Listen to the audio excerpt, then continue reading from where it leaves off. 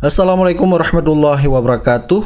Nah, ini ada berita tidak kalah heboh dengan berita Jokowi polemik ijazah palsu, yaitu penyidikan dugaan korupsi dan tindak pidana pencucian uang atau TPPU, pengadaan serta pemenuhan pasokan batubara untuk sejumlah pembangkit tenaga listrik atau uap PLTU memasuki fase yang semakin menyita perhatian publik. Nah, Kop Pemberantasan Tindak Pidana Korupsi atau Kortas Tipikor menggeledah ex restoran Prancis yang disebut pernah dimiliki oleh Jaksa Agung Muda Tindak Pidana Khusus atau Jampitsus, yaitu Febri Adriansyah di kawasan Cipete, Jakarta Selatan.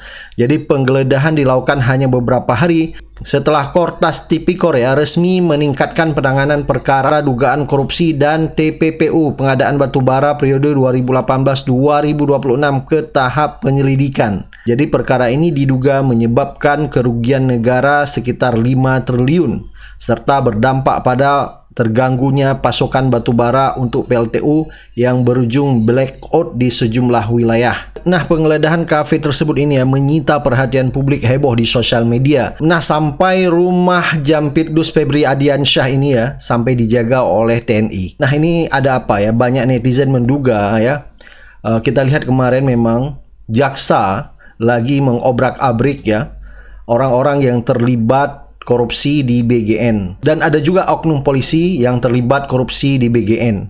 Bahkan Kapolri sendiri mengatakan sikat habis orang yang terlibat dalam korupsi BGN. Nah, banyak masyarakat maupun netizen menduga ini adalah balasan dari polisi untuk memeriksa oknum-oknum jaksa yang main kotor Nah, menurut netizen ini semakin seru Jadi polisi akan mengobrak-abrik oknum kejaksaan yang terlibat korupsi. Nah, begitu juga sebaliknya, kejaksaan akan mengobrak-abrik oknum kepolisian yang terlibat dengan korupsi. Dan ini semakin menjadi tontonan menarik Listrik padam, aktivitas lumpuh, masyarakat yang jadi korban. Tapi, bagaimana jika semua itu diduga berawal dari praktik korupsi? Kortas Tipikor Polri resmi menaikkan kasus dugaan korupsi pengadaan batubara untuk sejumlah PLTU periode 2018 hingga 2026 ke tahap penyidikan sejak 4 Juli 2026. Penyidik mengungkap adanya dugaan manipulasi kualitas batubara, manipulasi kuantitas pasokan, hingga pembayaran kontrak yang diduga tidak sesuai kondisi sebenarnya. Yang paling mengejutkan, dugaan penyimpangan ini disebut ikut berkontribusi terhadap terganggunya pasokan batu bara yang berdampak pada pemadaman listrik di sejumlah wilayah Sumatera, Jawa, Kalimantan, hingga Jabodetabek. Ini bukan sekadar persoalan administrasi. Jika dugaan tersebut terbukti di pengadilan, maka yang dirugikan bukan hanya negara, tetapi juga jutaan masyarakat yang harus menanggung dampaknya. Kini, publik menanti langkah tegas aparat. Siapa yang bertanggung jawab? Siapa yang menikmati keuntungan? Dan akankah seluruh aktor di balik dugaan skandal ini benar-benar diungkap tanpa pandang bulu? Karena melawan korupsi bukan sekadar menangkap pelaku, tetapi memastikan hak rakyat tidak lagi dikorbankan. Skandal korupsi perbankan dan BUMN kian panas. Kortas Tipikor Polri menggerebek kafe The Clan Signature, Cipete, Selasa 7 Juli 2026. Yang paling mencuri perhatian, dalam operasi itu turut hadir sejumlah personel TNI dan jaksa yang dikabarkan diperintahkan langsung oleh Kejagung. Publik pun bertanya-tanya apa urusan mereka di sini. Sungguh aneh dan menimbulkan spekulasi liar. Ditambah lagi di balik lemari dapur, petugas temukan brankas baja raksasa ukuran 2 kali 1,5 meter yang sengaja disamarkan. Mirip bunker rahasia, bukan tempat nongkrong biasa. Ini kafe atau sarang penyimpanan bukti kejahatan, ujar aktivis yang memantau. Hingga kini aparat masih mengelas brankas untuk membongkar isinya. Diduga kuat menyimpan dokumen penting atau uang tunai hasil korupsi tata niaga batubara. Publik menuntut transparansi dan pengusutan tuntas. Kita kawal sampai tuntas. Jangan ada yang ditutup-tutupi.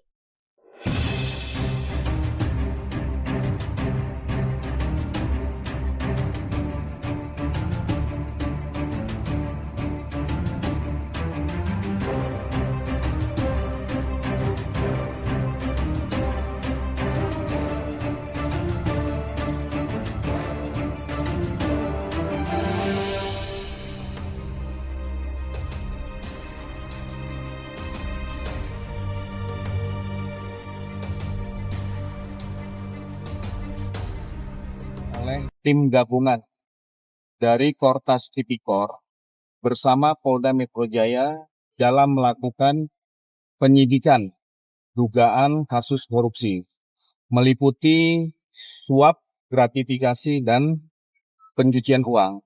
Ada beberapa lokasi saat ini secara serempak dilaksanakan penggeledahan, termasuk di lokasi sekarang Cafe Declan dan Coin Money Changer. Ini kaitan tentang dugaan korupsi blackout batubara PLN, Asabri, dan Krakatau Steel. Rangkaian penggeledahan ini bagian dari proses penyidikan di dalam mencari, mengumpulkan. Jampitsus Febri bukan hanya mengadili, tapi dituding mencuci uang lewat perusahaan keluarga. Ini baru parah. Koalisi anti korupsi laporkan ke KPK. Febri diduga pakai 4 gatekeeper, Don Rito, Nurman Herin, Jeffrey Ardiatma, Rangga Cipta, buat sembunyikan uang hasil korupsi lewat berbagai perusahaan.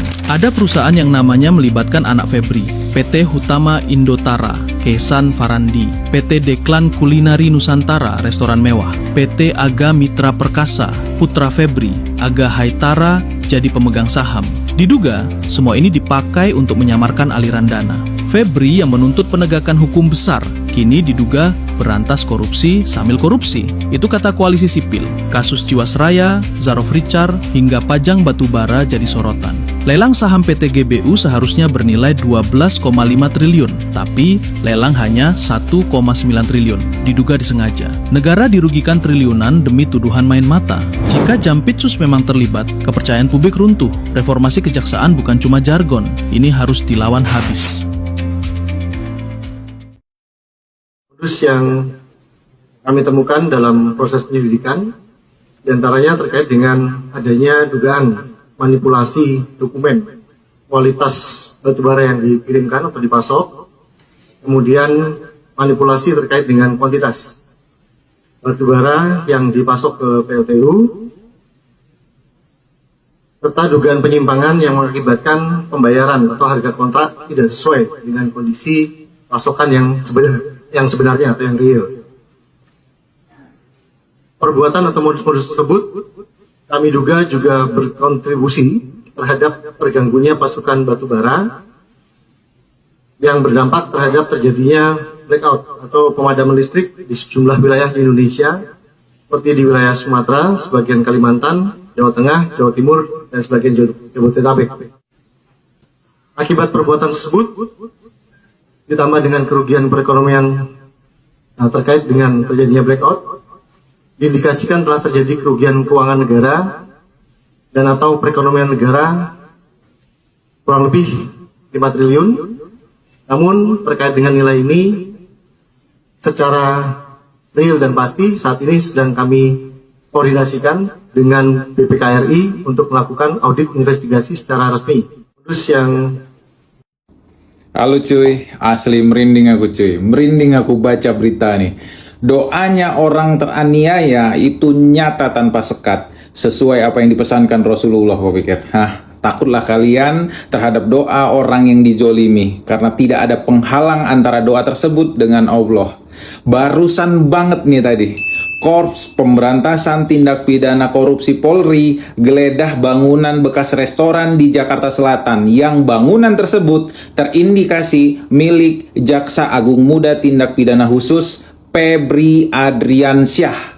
Penggeledahan tersebut terkait penyidikan dugaan korupsi dan tindak pidana pencucian uang, pengadaan batubara untuk beberapa PLTU dengan kerugian negara sekitar 5 triliun. Yang hal tersebut juga kaitannya dengan blackout di Sumatera dan Kalimantan beberapa waktu yang lalu.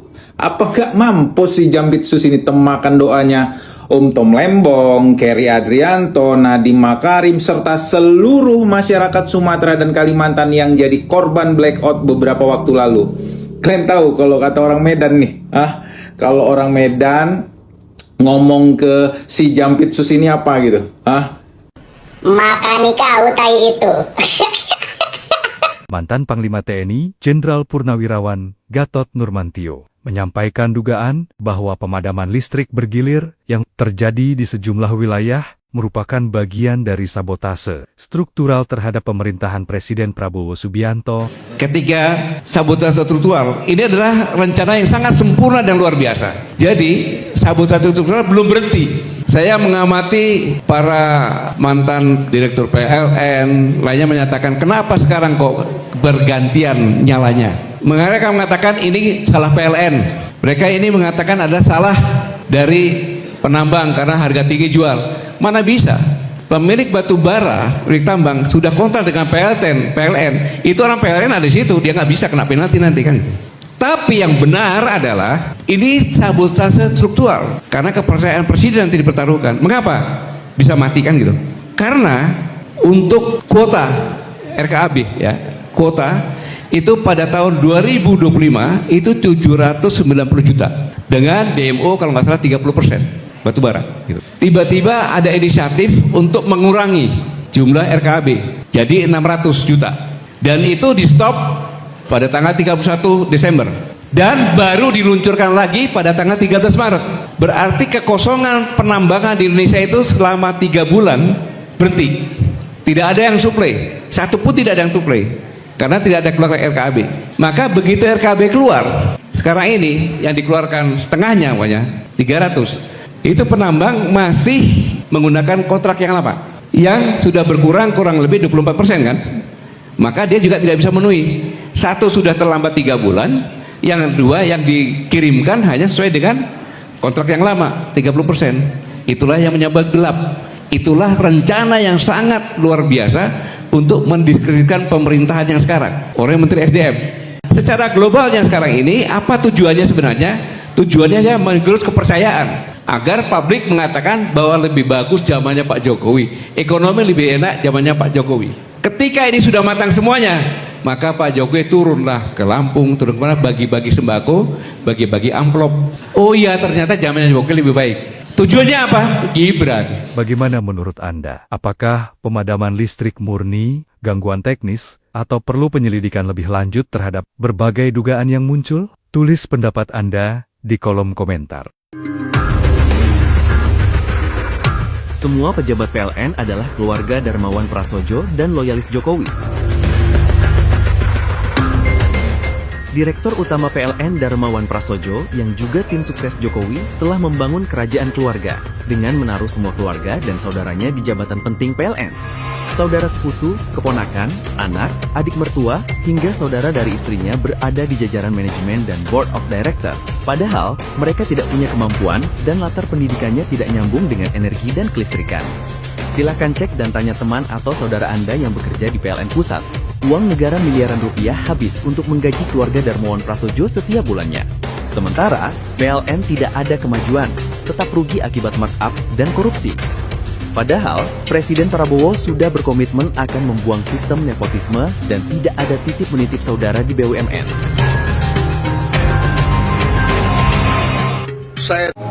Siapa di root PLN? Dialah yang bikin buku story-nya Jokowi.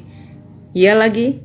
Tadi setelah baca komen ini aku langsung cross check ke Google. Ternyata memang di root yang kemarin kita lihat minta maaf, tadi malam dia minta maaf, itu ternyata adalah fans berat Jokowi kayaknya, karena dia adalah penulis buku tentang biografinya Jokowi dan dia adalah dirut terlama menjabat dari zaman Jokowi sampai sekarang. Setia banget ya, dan kita tahu kualitas PLN seperti apa. Dan BTW pas kemarin ada bencana di Sumatera, dia drama nangis-nangis karena bilang kalau susah banget nanganin kelistrikan di Sumatera. Nyebelin gak? Ini sebenarnya perebutan untuk pergantian owner mafia timah. Jadi timah itu selama ini kan ada ownernya. Karena rezim politik akan berubah, ini akan mulai disingkirkan orang-orang yang sekarang jadi mafia dan di backup itu. Sehingga lalu dilakukan dengan cara itu agar orang-orang tertentu bisa ditangkap, lalu owner mafia ini bisa diganti pada saat nanti terjadi pergantian pemerintahan. Ini penjelasannya Ansat Mbaya. Sampai ada konvoi kendaraan ke Kejaksaan Agung. Katanya Itu dalam rangka apa? Cipta kondisi, situasi, dan sebagainya. Kejaksaan Agung itu area yang tidak boleh dimasuki oleh sembarang orang tanpa ini, iya kan? Lagi pula, kenapa sesudah itu baru ada konvoy? Sebelumnya kan mestinya harus ada tiap malam. Kalau memang mau menjaga keamanan situ. Ini baru ada itu, baru muncul yang begitu. Ini nih harus dijelaskan kepada masyarakat.